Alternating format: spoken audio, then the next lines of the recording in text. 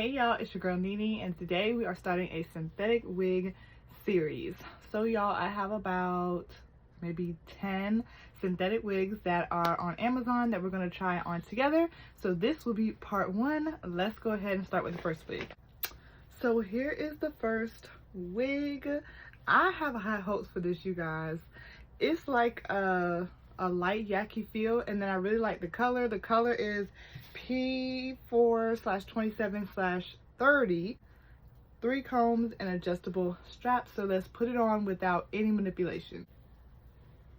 I think I'm gonna have to bust the hot comb out. It is a light yaki texture, so that's kind of why it's a little bit thick up in here.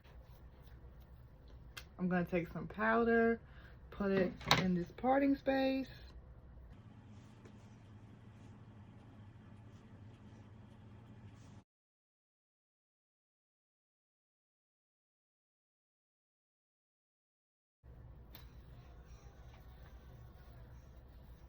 Here is the final result. I think this looks really good, you guys. I love the texture of this hair, and I love the way that the curls are falling, and it looks so cute. I love it. I think it looks so good.